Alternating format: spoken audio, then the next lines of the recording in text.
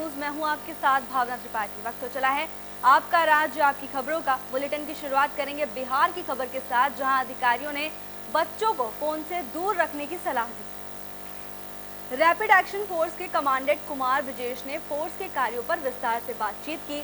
उन्होंने कहा कि अपने बच्चों को और समाज के बच्चों की गतिविधि पर ध्यान दें।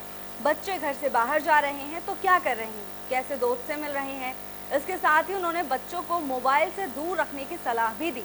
इस दौरान डीएसपी सुबोध कुमार ने बताया कि कम उम्र के बच्चों में गलत संगत के कारण अपराध की प्रवृत्ति बढ़ रही है। अभिभावकों को ध्यान देने की जरूरत है।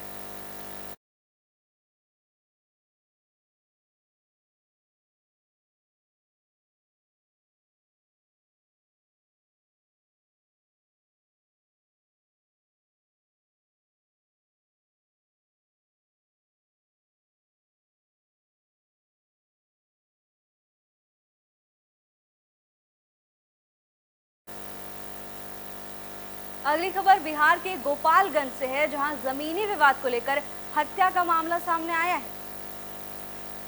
गोपालगंज में संदिग्ध स्थिति में एक युवती का शव मिला है। परिजनों ने पड़ोसियों पर हत्या का आरोप लगाया है। परिजनों की माने तो पड़ोसियों ने जमीनी विवाद के चलते युवती की गला दबाकर हत्या कर दी। पुलिस ने शव को पोस्टमार्टम के लिए भेज दिया है। मामले में हथुआ की प्रभारी एसडीपीओ ज्योति कुमार ने बताया कि परिजनों के आरोप पर पुलिस केस दर्ज कर जांच कर रही है। फिलहाल सभी आरोपी घर छोड़कर फरार बताए जा रहे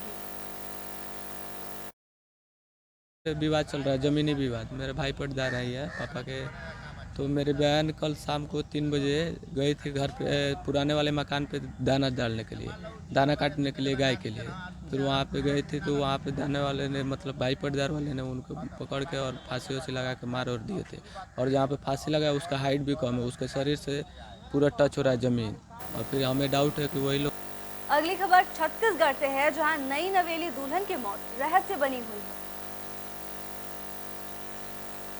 अतरमरा से चौंका देने वाला मामला सामने आया है, जहां एक नई नवेली दुल्हन की मौत हो गई।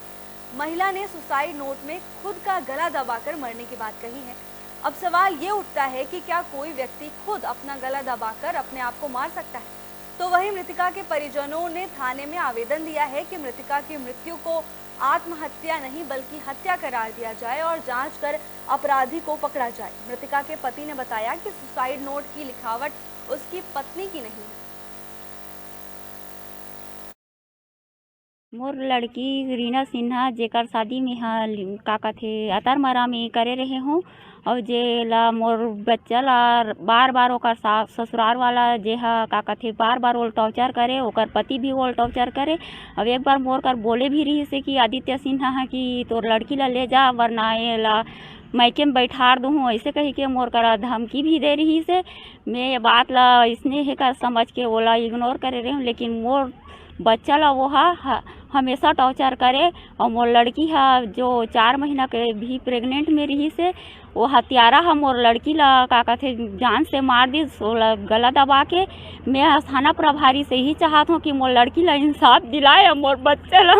थाना में आने के कारण हमारे ग्राम मोहदी से राम जन्म की लड़की अतरमरा में शादी होकर विगत गर्मी में, अभी जो बीते गर्मी फरवरी मार्च में हमें शादी करके यहाँ अतरमरा पांडुका आई थी, जिसका अभी कुछ दिन पहले ही उनका डेथ हुआ है। जो हमें शंका है कि उनको, मतलब उनके हस्बैंड, उनके फैमिली द्वारा मारा गया है। ग्राम मोहदी थाना मगरलोड से 100-150 लोग जो आए हैं शिकायत करने के लिए कि ग्राम अतरमरा में जो उनकी जो लड़की है उसका जो उसके डेथ जो है राजिम हॉस्पिटल में हो गया है, उसी संबंध में कि उनके ससुराल वालों के द्वारा प्रताड़ित किया गया है, इस संबंध में शिकायत दिए हैं। और जो है मृतिका की मृत्यु राजिम में हुई है, जो वहाँ के थाने के द्वारा कार्रवाई की जा रही है। वहाँ से मर्ग डायरी आने के बाद जो उचित कार्रवाई जो है थाना पांडुका से की जाएगी। ये अतरमरा गांव की घटना है। इसमें जो है एक महिला जो है उसका राजिम थाने में लेके गया था, जहां पर राजिम थाना के अंतर्गत हॉस्पिटल में लेके गया था, जहां पर उसको डेट घोषित कर दिया गया। उसके मर्ग का कायम किया गया है राजिम थाना में। अभी उसकी जांच की जा रही है। पोस्टमार्टम रिपोर्ट प्राप्त नहीं हुआ है। जैसे ही पोस्टमार्टम रिपोर्ट प्राप्त होता है उससे क्लियर होगा कि ये सुसाइडल है या होमिसाइडल है या अन्य किसी प्रकार की बात है। एक सुसाइड नोट जरूर प्राप्त हुआ है जिसको अभी हम लोग जो है तस्दीक कर रहे हैं। आगे जो भी जांच में तथ्य आएंगे उसके आधार पर आपको अवगत कराया जाएगा। क्या ये संभव लगता है सर, कोई महिला अपने ही हाथों से अपने ही आत्महत्या कर ले? इस बात की तो जांच की जाएगी, लेकिन ये इसकी संभावना बहुत कम लगती है। लेकिन फिर भी जो तथ्य हैं और जो भी सुसाइड नोट है, परिवार से पूछताछ करेंगे तो जो भी चीज़ें। बुलेटिन में आगे बढ़ेंगे छत्तीसगढ़ की खबर के साथ, जहां अफसरों ने रोड को ब्लॉक कर दिया।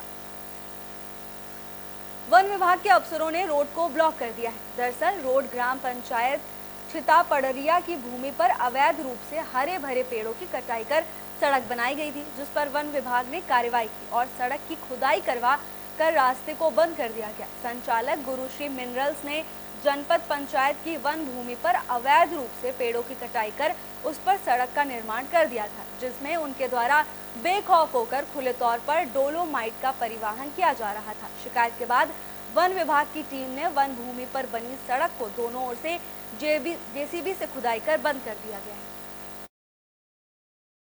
छितापड़रिया में अभी शिकायत प्राप्त हुआ था, गुरु मिनरल्स करके क्रशर प्लांट है, तो कि जो है वन विभाग में जो है अतिक्रमण करके वहाँ के जो रोड है उसको इस्तेमाल कर रहा था। तो अभी हमने जांच टीम भेजा हुआ था उड़नदस्ता को, और उड़नदस्ता ने जो है अभी वो जो रोड जिसको इस्तेमाल कर रहे थे तो उसको बंद करा दिया है। और जो है कुछ पेड़ कटाई की भी शिकायतें उनसे मिली है, तो उसका भी अभी जांच चल रहा है। और पाया जाता है तो नुकसान अगर होता है तो फिर जो उनके ऊपर प्रॉपर केस किया जाएगा, और काम को बाकी अभी जो है बंद करा दिया गया है। मेरे द्वारा शिकायत ये किया गया था, सूचना के अधिकार लगाया गया था कि ये जो रोड बना हुआ है ये गुरुश्री मिनरल्स एक प्राइवेट संस्था है, उसके द्वारा अपने निजी स्वार्थ के लिए यहाँ पर प्राइवेट अपना खदान है उसका माल को निकालने के लिए अपना ये निजी रोड बनाया है। ये वन विभाग के रियर फॉरेस्ट के एरिया में। कितनी की दूरी में बना है? ये लगभग 1 किलोमीटर से ऊपर है। कैसे टाइप का ये वन विभाग की जमीन में रोड बना है? ये रियर। अगली खबर छत्तीसगढ़ से है, जहां तकनीकी खराबी के चलते लोगों को भारी परेशानी का सामना करना पड़ रहा है। तकनीकी खराबी के कारण इन दिनों लेन देन का कार्य पूरी तरह से ठप हो गया है, जिससे लोगों को अपनी रकम जमा करने और निकालने में बड़ी परेशानी हो रही है। पोस्ट ऑफिस प्रबंधन ने सिस्टम में खराबी आने के कारण लेन देन प्रभावित होने का नोटिस चस्पा कर दिया है। आपको बता दें कि पोस्ट ऑफिस में सैकड़ों लोगों का खाता है, जिसमें करोड़ों का लेन देन चलता है। खास बात यह है कि तकनीकी खराबी कब तक ठीक होगी, इस बारे में अभी कुछ नहीं कहा जा सकता, जिसे लेकर लोगों की परेशानी कम होने का नाम नहीं ले रही है।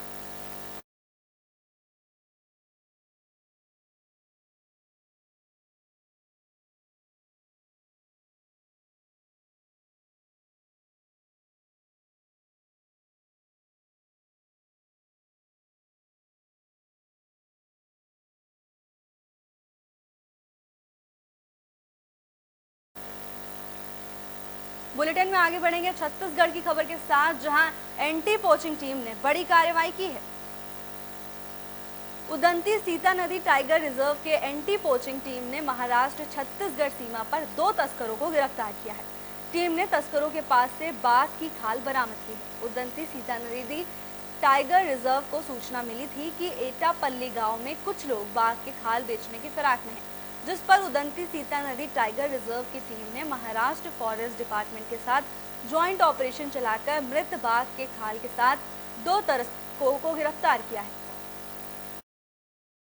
इसमें जो हमने कार्रवाई की है वो जॉइंट ऑपरेशन था गढ़चिरौली फॉरेस्ट डिवीजन का और जो उदंती सीता नदी टाइगर रिजर्व का।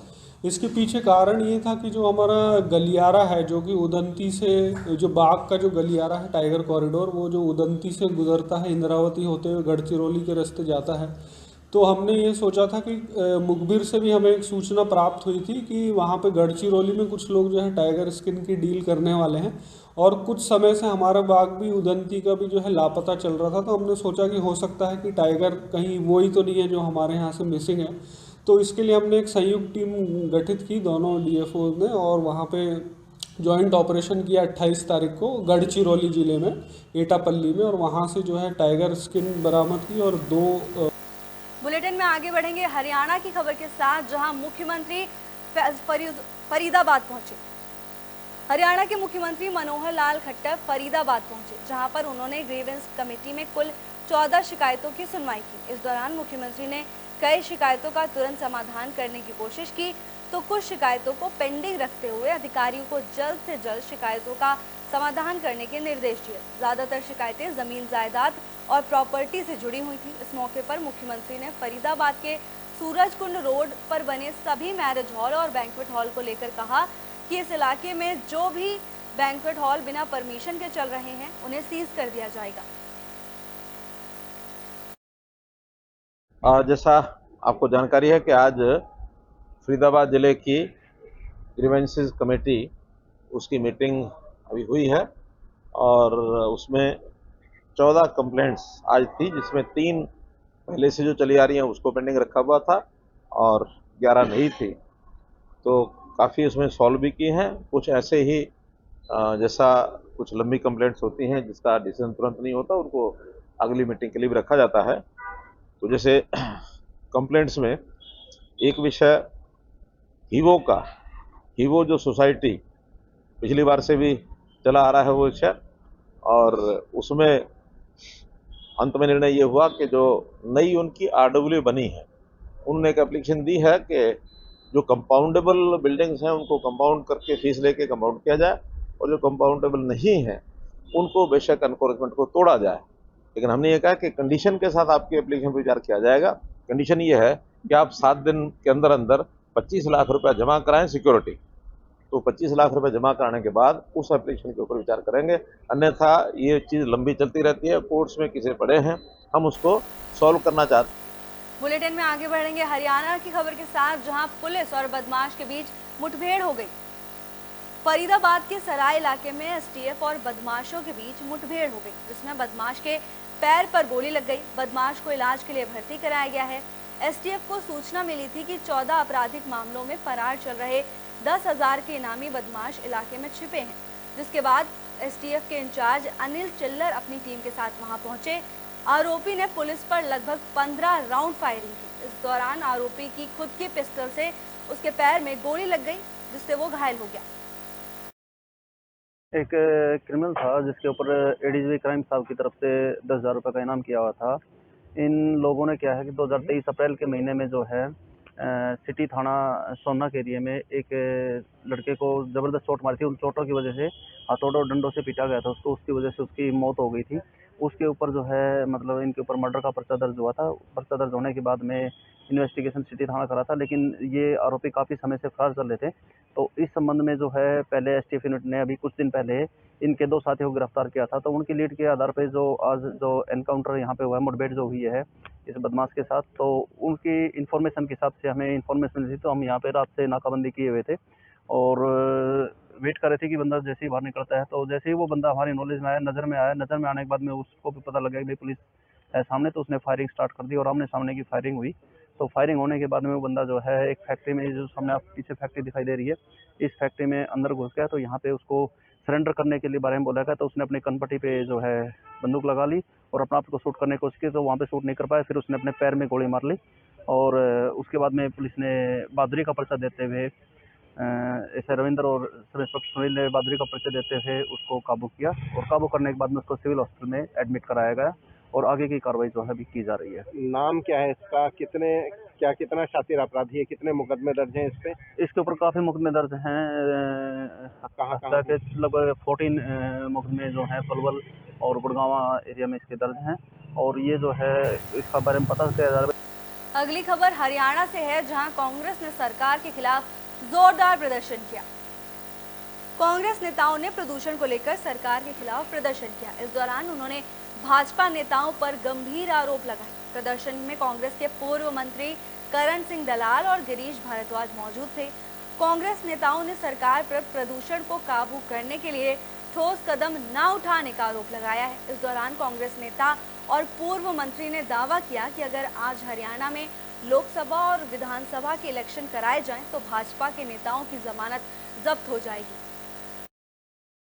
आज तीसरी दफा हमारे फरीदाबाद जिले के 36 बिरादरी के लोगों ने, विशेष करके नौजवान साथियों ने, बहनों ने मजबूर होकर के ये प्रदूषण हमने बल्लभगढ़ शहर के अंदर निकाला है, क्योंकि प्रदूषण का स्तर जो बढ़ रहा है वो बुजुर्गों के लिए, औरतों के लिए, बच्चों के लिए खतरे का काम कर रहा है। बीमारियां भरकर नहीं है, न कोई छिड़काव हो रहा है, न कहीं सफाई को नियमित करने के लिए कोई कदम उठाए जा रहे हैं।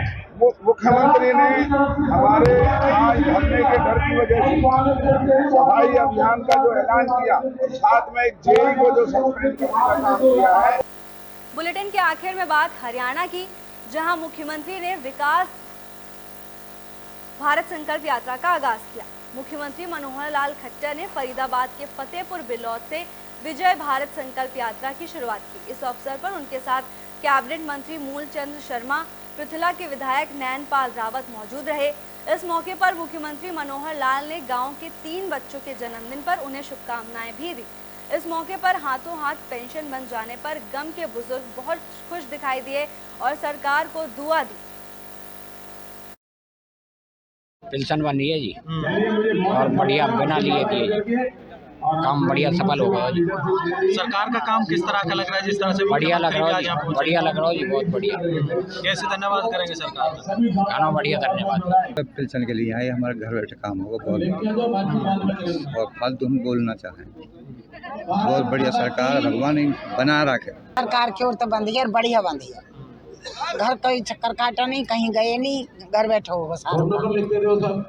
तो सरकार ने घर बैठे आपका काम क्या है, कितना बढ़िया काम सरकार तो धन्यवाद कर रहे हैं। आपका राज्य आपकी खबरों में फिलहाल के लिए बस इतना ही। ताज़ा तमाम अपडेट्स के साथ जुड़े रहने के लिए देखते रहिए AB स्टार न्यूज़।